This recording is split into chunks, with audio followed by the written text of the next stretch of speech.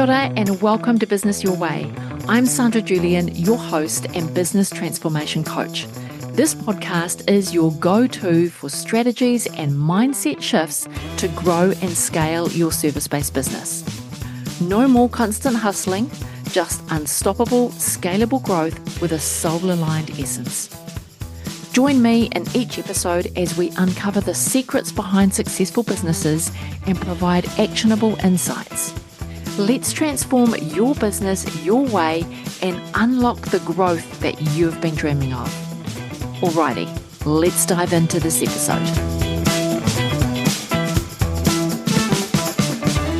Kia ora, Scarlet. Welcome to the podcast. I am so glad that you are able to join us today. I would love for us to start this conversation by you introducing yourself to our guests, who you are, where you're from, what you do in order to make your moolah.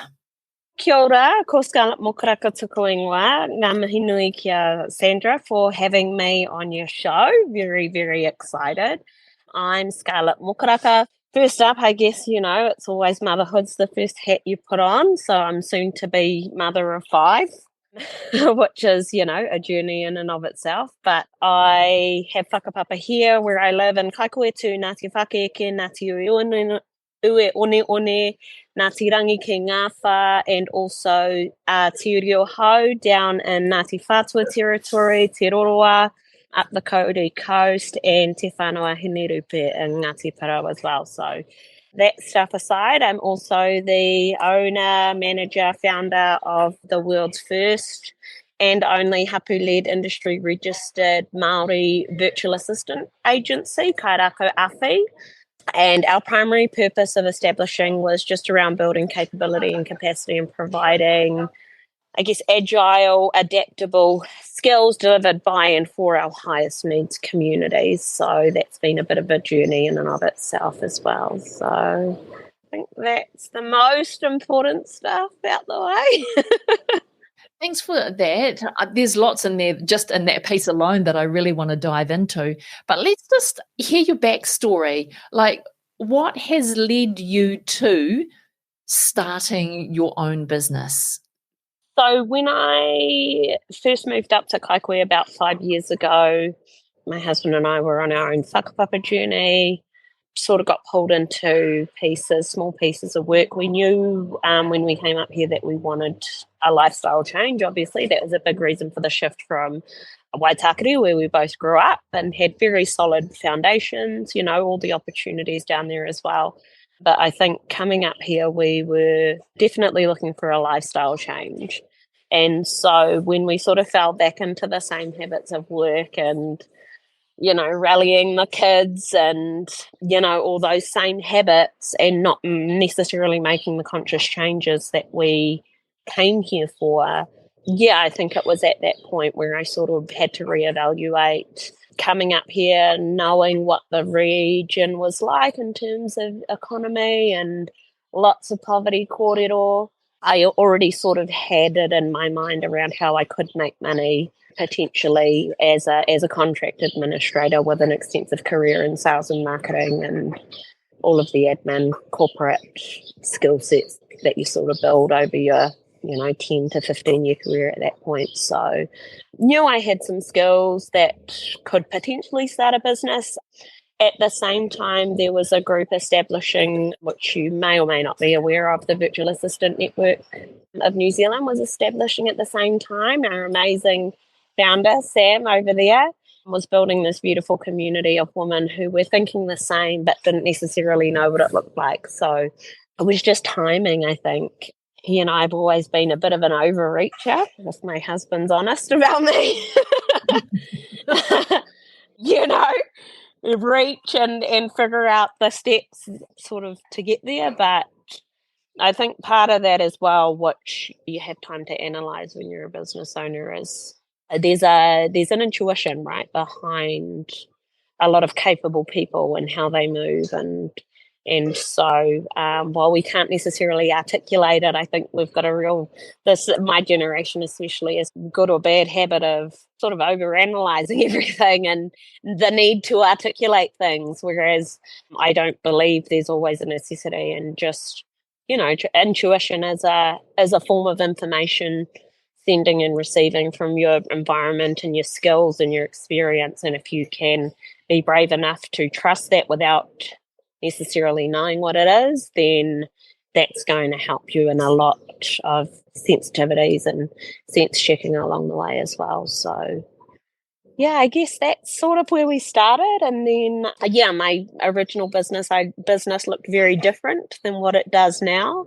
When I first established, I was a sole trader, just wanted to be sustainable. I very quickly got pulled into project sort of management and coordination. It was very adamant that I didn't want to employ people because I had this mental block, or this like character block of not wanting to make money off people, Whereas since then, knowing the need, doing all the work for my hapu and my whānau and, takiwa, iwi Māori, all of those different layers, you need a really specific, unique, agile skill set.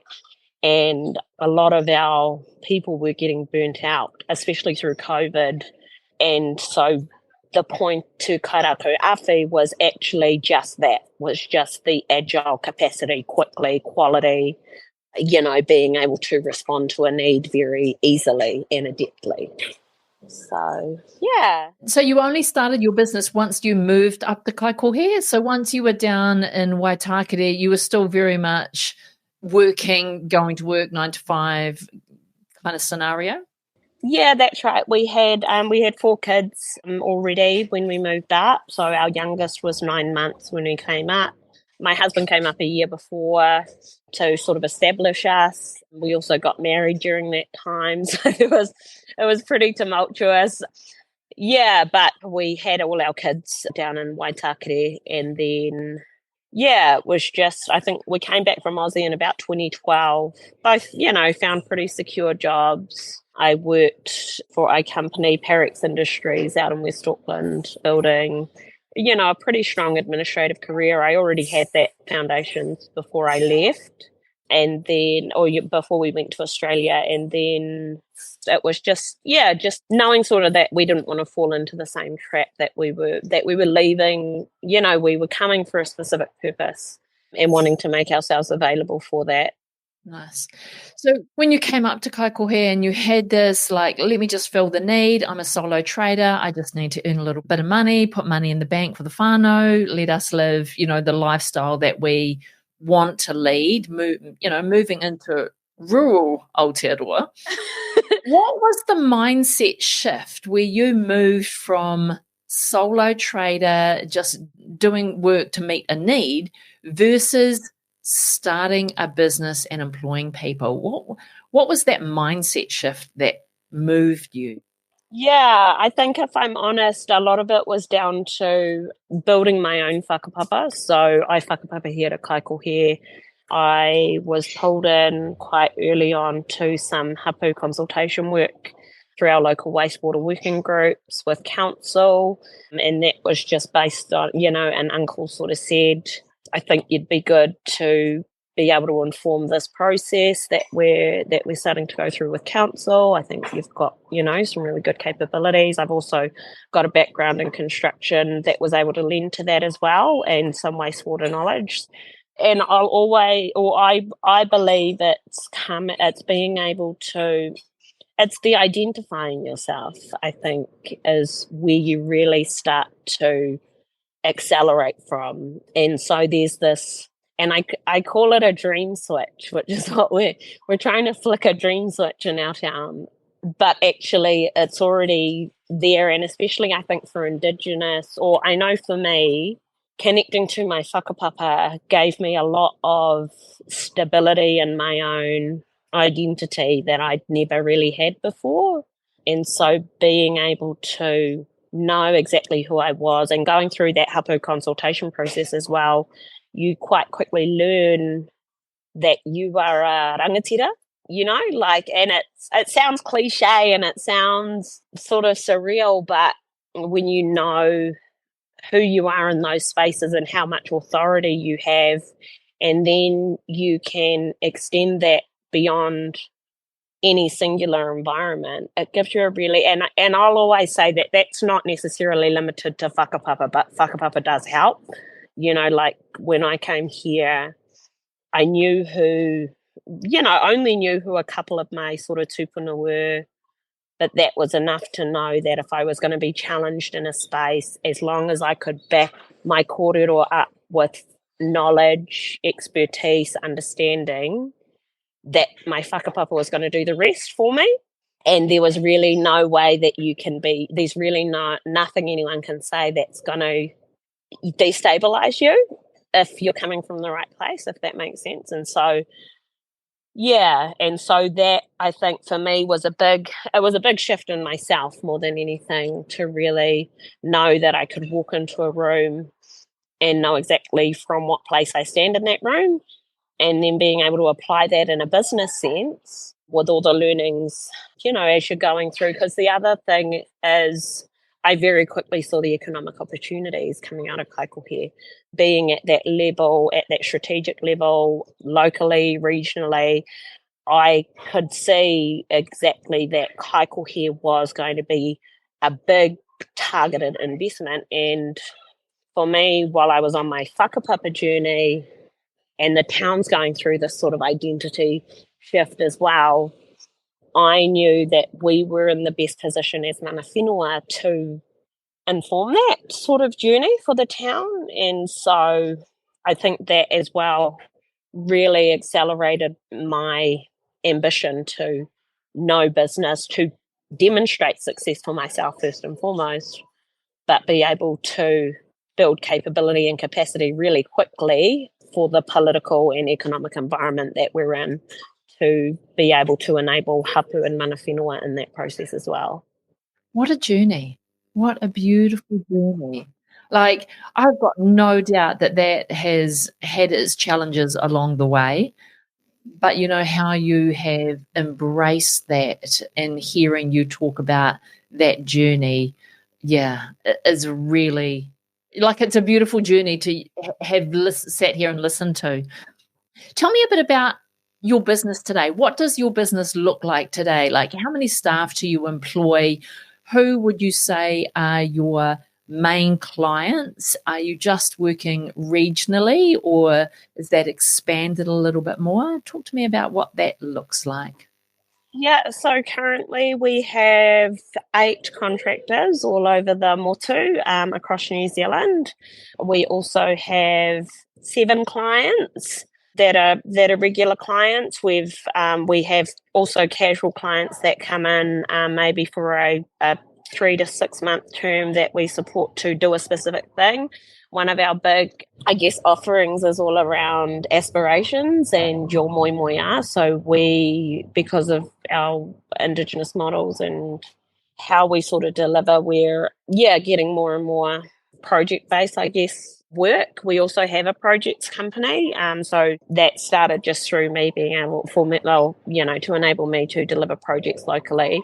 But that's very quickly sort of come down to other people seeking that level of expertise and the agility that we can offer as well. And then, I guess this last year has really been about, so I didn't really onboard any team members until early last year, I guess consistently, properly, but 4 of our team have been on board with us since then, and that has been a journey. I don't fancy myself a leader, but I guess you sort of attract your tribe. I fully believe that now.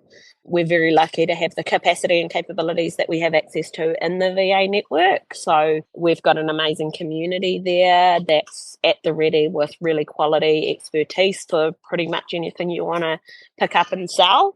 And then we've also just established a charity to be able to do some of our community-led development here in Kaikohe, and a physical office in town as well that we're wanting to build into a bit of an economic incubator, I guess. And yeah, so this last year has been a journey of, I guess, me learning myself a little bit more in a leadership space, how I interact with my team, how we build capabilities and capacity internally. I'm quite, I guess, loose in terms of management. I put a lot of trust in people and them knowing their capability and capacity, which is sort of how I operate. So there was a journey going through that, knowing that not everyone, has that sense of self, I guess. So what role do I have to play in that journey for them?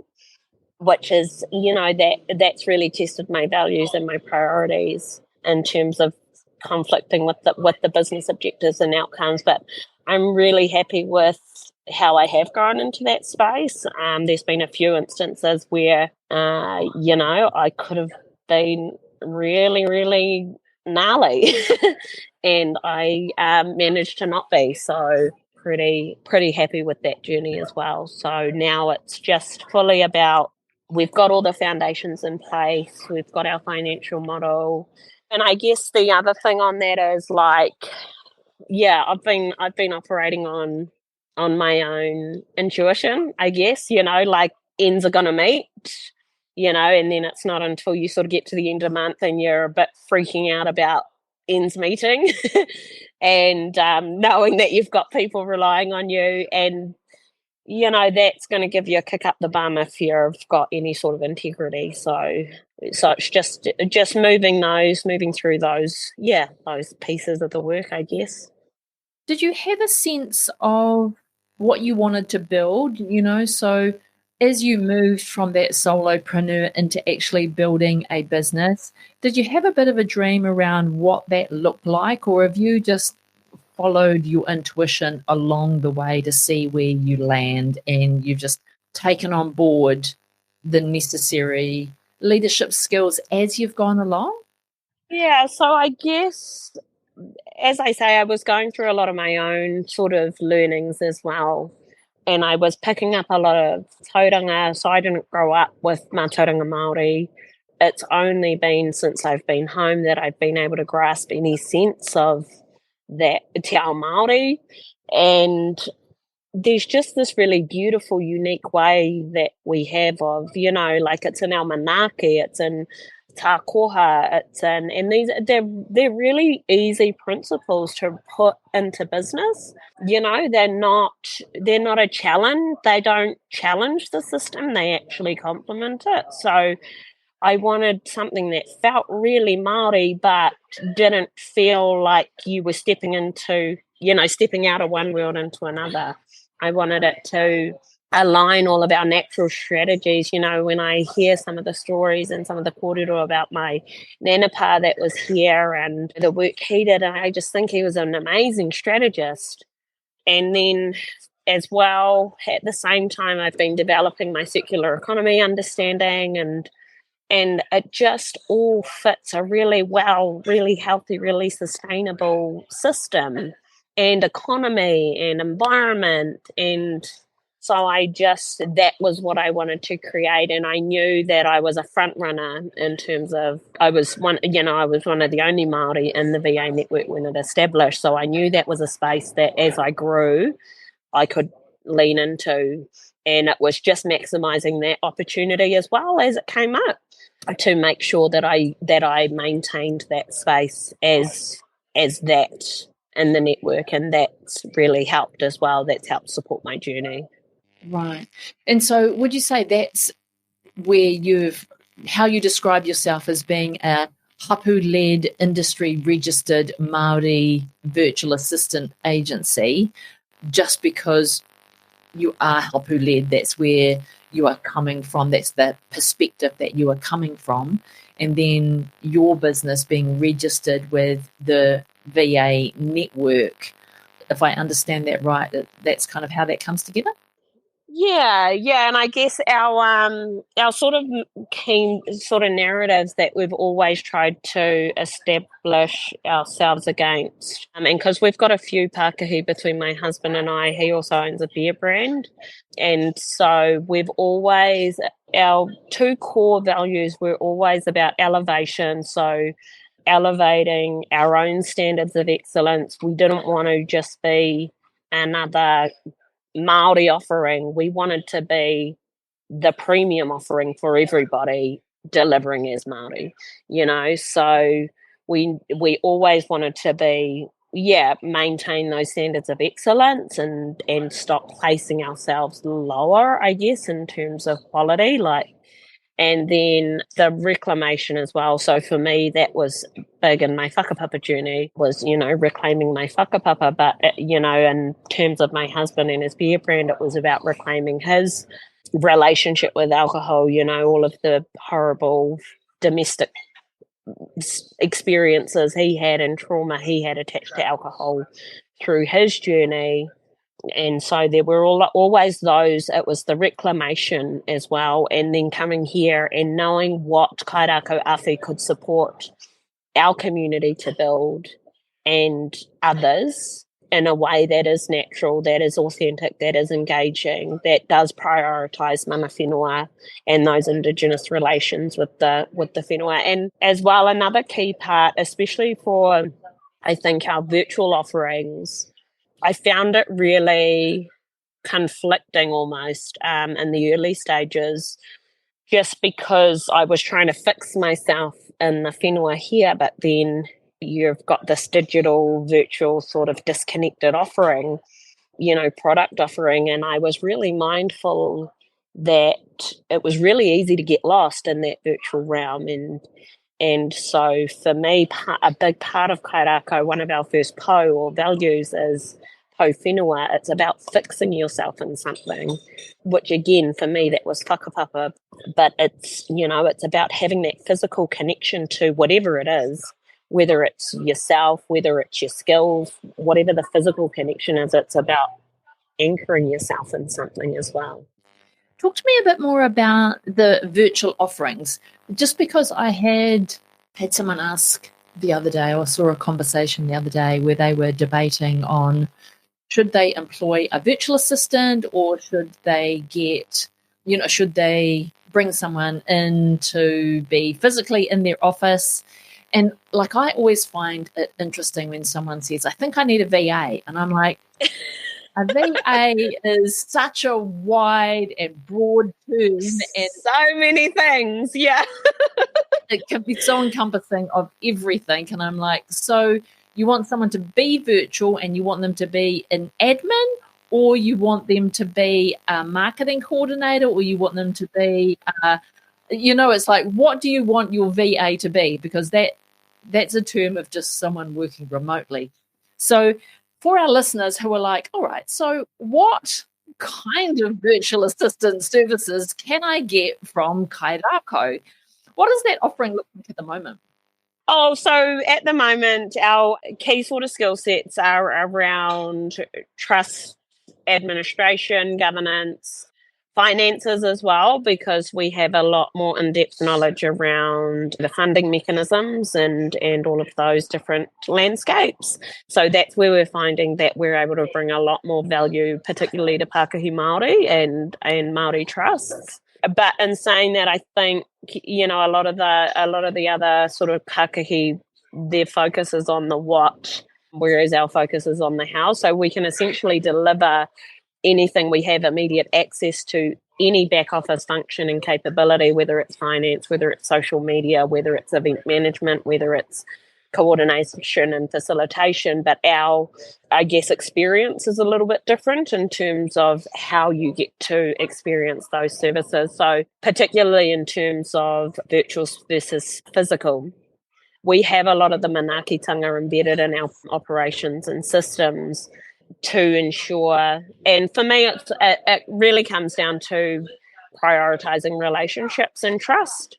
That's really where our superpower is. So when essentially the primary priority for us is always to build trust in our for our clients, so that, because that's what's going to allow them to delegate better, to communicate with us, to challenge us, to ensure that we are delivering to the standard that they expect and that they want. So for me, that's sort of the main, there's two sort of key components. There's takoha, which is a value exchange. So we need to both be confident in what we're both bringing to the table.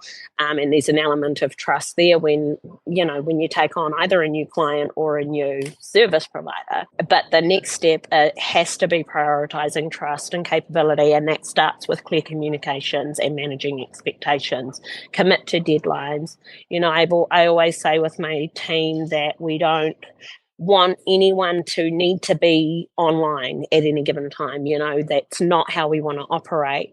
And we can operate that way as long as we are clear in the expectations we set with our clients. So, and it's nice to work with Pākehā Māori as well, because they get it, right? Like if you've got a tangi on, well, everything stops for the tangi. And if you can get online at the tangi, great, but you can't always. So for me, the priority is always just managing those expectations, making sure there's enough flesh in the deliverables to allow for those unexpected things and have some mechanisms in place to mitigate them.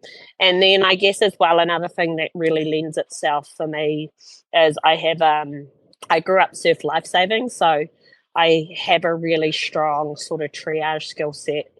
And, I'm able to sort of sort through the noise a lot quite easily. So I'm very process driven and systems driven. So that paired with our relationship skills and expertise lends us to being a little bit more agile in how we can deliver. Nice. I wanted to jump in here really quickly and ask you for a big favour. If you are loving this podcast and this episode, I would be grateful if you could share it with a friend. Or even better yet, jump over onto Instagram and share it on your stories. Don't forget to tag me. I'm sandrajulian.co. That really is the best way for others to find out about this podcast, and I thank you in advance. Alrighty, back to the episode.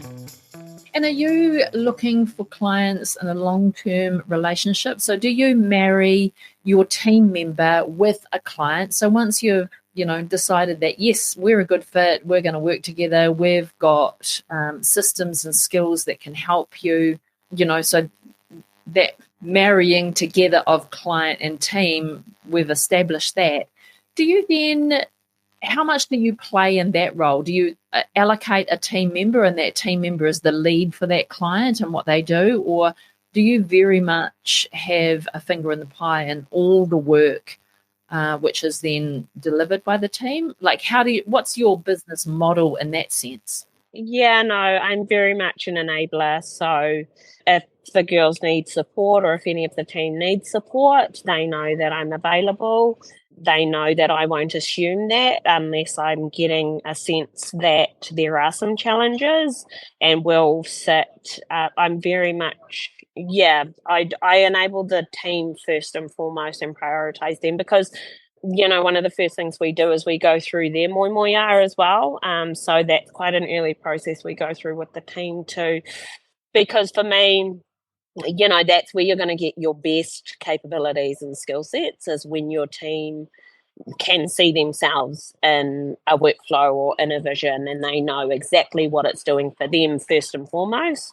That's going to be where they're most enabled and driven, essentially. So that's a very early piece of the onboarding for our subcontractors, is trying to tease out get them dreaming, and two, start to tease out what are the natural sort of capabilities and capacities they have already versus where maybe their aspirations might want to take them versus maybe what their career background is. So when we talk about our Te Ao Māori sort of processes, the first one we go through is whakapapa, which is, whakapapa is genealogy, but, for us, we spend a good 50%, if you imagine a sort of onboarding timeline, we spend a good 50% of that time just in whakapapa to understand all of the pieces that make that person who they are, that trigger them, that it's really understanding where they've come from first. And then we'll start to make the connections around, okay, so these are the clients we have. Where can you see the synergies? Where are your clusters of skills? And start to map it that way. And it helps us because when we wānanga, it's a very small activity because we've been through those processes, and it's really easy to see the natural next steps and connections and actions and where they'll best fit in terms of a client and all of that sort of thing. So there's a few layers to it, and that is a heavy process to go through with stuff, especially when you're trying to turn a contract around quickly. But but it's very worthwhile because as well it helps that expectations, helps to manage those expectations with the staff first and foremost, because they're going to be the ones delivering the quality output. And that's going to give them the confidence to participate in whatever the contract is in a way that they enjoy, because that's what we're trying to build as well. We're trying to get people to just enjoy whatever it is you want to do and make money your way. And, we're trying to enable that for people as well, not just for me. So, yeah. So what's your bigger dream for your business? Like, where is the 10-year vision for Kairako? So we will be the preferred virtual assistance agency for New Zealand and for Indigenous communities globally as well. And that may or may not look like partnership models with Indigenous communities where we can support them to build their own capability and capacity. But that's our goal. We want to be world leaders. We want to bring indigeneity into people's everyday. We want them to feel how it feels to work like this. Yeah, so. What a beautiful dream. Just before I heard you mention looking at an incubator in Kaikohe, what was the spark behind that? It was actually my husband's sort of vision in the middle of COVID. I don't know if you heard, but we had a lot of gang violence, and as hapu, we put a rahui on the town because there were just that many gun shootings. But at the same time, there were heaps of young rangatahi on our Facebook streams rapping, and they were doing raps and stuff. And they were quite good, they weren't terrible. And so we'd walk past one of the higher buildings in town, and we'd walk past and he'd go, "That'd be great for a recording studio." And I was like, yeah, that'd be really cool. And then I'd say, but not just a recording studio, because, business development, Scarlet's going, think of all the industry that could surround a recording studio. Yeah, so we've had this sort of vision of just a little ecosystem where, building on that sort of Culture Kings vibe, because I love the grit and the resilience of our whānau here in Kaikohe. It's one of my favourite things about the people and the town itself as well. You can't come here and not feel quite tough, and so it was to build on that Culture King sort of vibe, but also create a space and bring in the virtual capabilities, the digital capabilities, and build just a little ecosystem where people might come to make music, but they might find themselves drawing or, creating an album cover, or have a cafe space where they might just actually like to hang out with people and make everyone a cuppa. So we're building that space now. So how far away is that from reality, launching into being usable? Yeah, well, so we've literally just secured the space. So from there, I went on a hunt to find the owner, because there was no contact details. None of the real estate agents had sort of any information with us. So I think I reached out to, because it's above the post shop, I reached out to on LinkedIn, the asset manager for Kiwi Bank, actually it was. And I said, hey, do you have the contact or do you guys own that building? I said. And he said, no, I don't, but here's the contact. So we spent about 6 months or 6 to 9 months trying to get in touch with the owner. So that would have been, sort of 2021. And then we spent a year negotiating with the owner because he had a whole lot of structural things to do, which we were happy to be a part of, but didn't work out that way. So we've only just secured the space. We've agreed to the sort of parameters around how we're going to work in partnership with the owner of the building, just towards long-term sustainability for him as well. And I think we take the keys and then we've got a 6-month, renovation timeline. The sound space is sort of more of a 1 to 2 year project, but we've already got photographers on board for creating a creative studio in there. Will be the business capability and function. We've got a 6-month timeline for a cafe and retail space in there, and also being able to support local industries, local producers and manufacturers, so that they can bring their wares and have a space where they can just advertise, and we'll provide the receptionist and the hospitality staff and the retailers. And also an environmental office in there for our hapu and takiwā, and just the project office that'll support funding, environment, housing support, all of that stuff. So nice. And so have you had to secure funding to get the incubator up and running? Not yet. We will be seeking funding, anyone out there listening. But for right now, Kairako will provide all of because it supports our business as well to have a space. We'll start by running a couple of big fundraisers, doing corporate shots, those sorts of things over the first 6 months. The owner's given us 6 months access for nothing, so we can run a few fundraisers in there. But we will be seeking funding in that space. But Kairako Awhi will essentially be the backbone of it, which we have the capacity and capability to be, and we can see where it'll generate income from us in terms of shared workspaces, office lease, that sort of thing. And then we've onboarded the right partners that have the skills that can pick it up and go. So we don't want to be holding all of the businesses. So there's about probably 5 or 6 sort of key industries that can operate in there and function quite well. And so we're saying we'll build the space and the shell, and we'll provide you all of the support that you need to be a successful business, essentially. And you'll have a space in there. So that's exciting. Well done. Yeah, that is worth celebrating. To see the dream and then go about just one step at a time, going, right, how do we secure the building? And, and being persistent with that. Yeah. I think I tell people about these things really early on too. So there's a little bit of ego in there where you don't want to be seen to not deliver. So so that's my accountability. Your little piece of accountability. Yeah.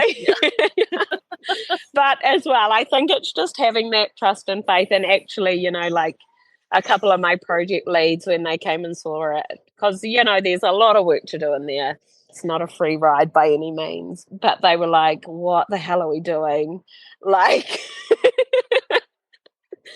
and I only needed one person, and I got that person sort of late at midnight on Tuesday night to go, yes, I can see it. And I went, because, as much as my husband had the vision, he also knows me. So he's got to temper his excitement as well, knowing it's sort of how I function. Okay, so the big question on my mind then is, you're doing all of this, like getting the incubator up and running, continuing to grow your business, and you're about to bring baby number 5 into the world. Just a few things on your go. How are you managing motherhood, which, a family of 5 in today's world is, a huge achievement in and of itself. So managing a whānau, managing a business, getting new projects up and running, how are you fitting this all into a 24-hour day? Honestly, I think it's just like find the easiest route and run at it, until you need a break, and then sit and take a break. Like, I think the beauty of it is knowing that nothing has to be done. That's a really powerful position to be in. and knowing that the business is only going to be as successful as I make it. These projects, they're only going to be as successful as the people involved, and I'm only one person involved. Like, I think it's just being really realistic about what that actually looks like, being mentally, like, and, I guess as well, because it's all well and good to say, yeah, I'm prepared for this, but when it actually eventuates and you're in the dire straits, it feels very different. But I think there's a lot of self-checks I take when I am in those spaces. Be realistic about what you can actually do to get yourself out of there, one. And two, how important is it to get yourself out at any given time? Ride those ebbs and flows. But I think the power is in getting to choose. Like, for me, I get to choose what I do. When I get up in the day, if my kids are sick, I get to go, we're just going to hang out on the couch. But I also have the option, got the support around me to say, hey, can you sit on the couch with the kids? But the power is in being able to make that call. And as I say, not having anything so dependable on me individually or anyone else individually. Yeah, I think it's just, you just give it a go, man. You only got one life, right? Build community around you. Yeah. Like, that's what I just took away from what you just said, is Yeah. build the community and the support systems to allow you to have moments of quiet or moments of being able to take care of the immediate need around you. Yeah. And I think as well, like a big thing for me and being able to do that, like, we know what that looks like, right? We know what being ahead of the game looks like, so that when you're not so ahead of the game, it's allowed, like, it's nothing new. Like, what's going to let you have a little bit of space. Like, it's consistent behaviors, it's making the right steps, the right informed steps. It's nothing new or mind-blowing. It's just good behaviors, consistency, and, as you say, building things that are relevant. And I think as well, like, for me, as I say, a big thing is about the dream. If you can identify, like, for me, as an example, my life goal is to build an AI model that designs a closed loop circular wastewater system that's tikanga founded and embedded, specifically designed for our papakainga, and then the AI model that designs that for other papakainga. But I can do that, like, and I work constantly on clarifying what that looks like. And I've got 60 years to achieve that. And if I'm constantly aligning everything I do with that one thing, and it could be anything, right? It could be a thing, it could be an experience, then I know I'm not wasting my life. Like, and even if it doesn't eventuate, at least I know what was driving me. You know what I mean? Yeah. So I think it's just choose. I would say just choose. Just choose what you want to do. Wake up in the morning, choose what you want to do, whether it's start a business, whether it's go to work or not, and people will probably disagree with that, but you always have a choice. And as long as you can see what that choice is going to bring you, who cares what anyone else says about it? Like, yeah, it's around designing your business around your life. Yeah. And making the choices that is right for you and how you want to live your life every day, so that when you get out of bed, you are excited to do the next thing. Like, you're excited to get out of bed and do the next thing in your day because you've got the bigger drive and the bigger why and the bigger understanding behind you. How you build that and how you create that reality, we all have choice. Yeah, exactly. We can all do exactly what we want to do and still be economically abundant, Viable. Yeah, and economically viable. Yeah. And what that does as well, when you're competing in such a, in these markets, that there's just so much on offer, you're never actually competing because no one can do what you can do. Like, actually, no one can deliver what I can deliver. And I guess another really cool learning I had as well was when I was, we were going through some marriage issues. And I remember going through some counselling at that time. And she said, just wake up each morning and choose to be in or choose to be out, you know? And that, that got me through that period, but also I'm now able to apply it in other aspects of my life, so nothing is ever so dire that you can't just make a choice in the morning. That's one thing that I've always said to every staff member that I've employed is I want you to love to come to work every day. Yeah. The morning that you wake up and you don't want to come to work, that's the morning that you need to leave and go and find your spark of you. Because I don't want you to stay working for me just because you're taking home a pay packet. I want everyone to love to come to work. I don't want to be the one who has to create the love for you of what you do. Yeah. I want you to create that. And the morning that you wake up and decide that I don't want to do this anymore, I want you to tell me. Yeah. Because I will help you find whatever your next move is.